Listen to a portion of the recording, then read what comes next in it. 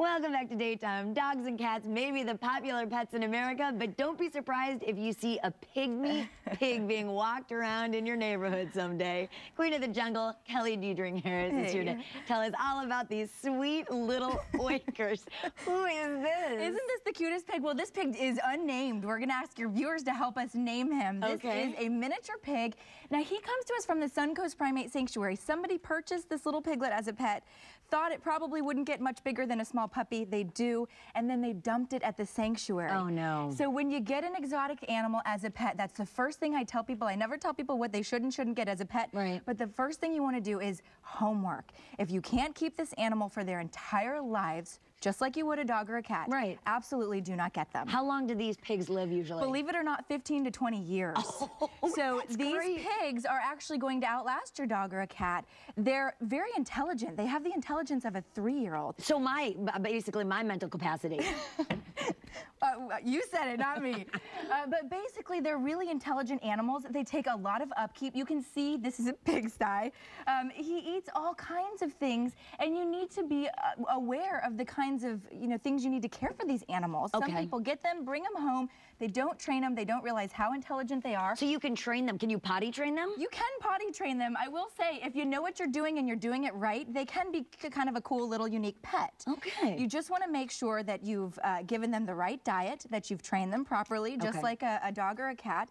And again, there's so much information out there available to us. Absolutely do not purchase an animal, or if your children want to get something, make sure they learn about it first. Can I squeeze him? You can pick him up. I can pick him up? Okay, so this is, no, he doesn't mind it? He's pretty used to that. Now, one of the things... That's not my belly. Let me put my mic down there. That's what my baby sounds like, and I'm not making that up. Oh, that's hilarious. Oh, how sweet. Now, one of the problems when animals... Smells like a pig. Yes, he does smell like a pig. One of the problems when animals are dropped off at sanctuaries is, of course, sanctuaries like the Suncoast Primate Sanctuary are going to care for this animal for the rest of their lives. However, they haven't budgeted for this animal. They haven't budgeted volunteer time for this animal. So when animals are just dumped at sanctuaries, yes, that's better than just releasing them into the wild. However, those sanctuaries now have to care for him. He's going to have a couple $100s worth of neutering expenses. And, it's one thing to get an animal and bring it to the sanctuary and go visit them and learn about them, but it's another thing to just, drop off an animal, expect somebody to take up the expenses. He's going to have a good life, I can tell you that. Right, so if you don't, if you can't have a pig, or if you want to donate some money, you can always donate to a sanctuary as well, and that's a wonderful way of giving back to, these animals in the community. Okay, I've heard that certain areas, wherever you live, your residential area, you may need a permit to have a pig. Is it the same with pygmy pigs, all pigs? You might. Now, in our state, in Florida, that's not the case. We have very lax laws, but if you're in another state, you might want to check into that. You might need a permit for a pig. Certainly, if you get other exotic animals like primates or snakes or anything that goes above and beyond a domestic animal, you do need a permit, and you want to look into that. Those permits cost money, and if you don't have the proper permiting, your animal will be taken away from you. Okay, so look at the long-term budget of owning a pig like this. Shots, you said they can be neutered.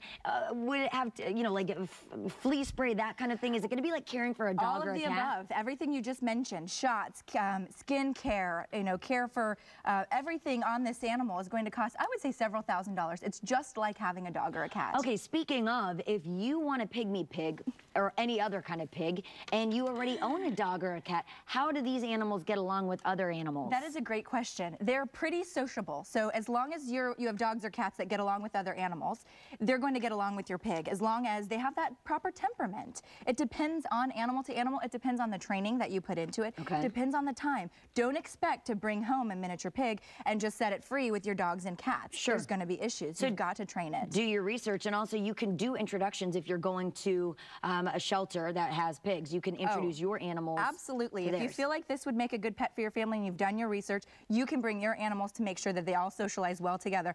Because I always tell people that are going to rescue an animal, make sure it's right for the animal. We make decisions based on emotions of ourselves.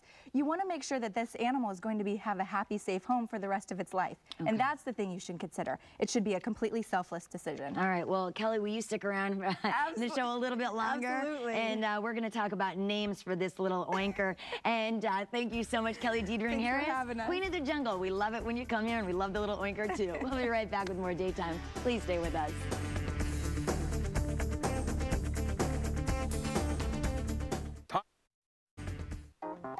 right, everybody, the queen of the jungle over here, Kelly Diedring Harris, is joining us with her favorite little oinker. The thing is, he doesn't have a name yet, right? No, he's nameless. We need your help. All right, so for a chance to name the little piggy here, go to Daytime's Facebook page. That's facebook.com/Daytime TV show. And our friends at the Sanctuary will choose from the names we get.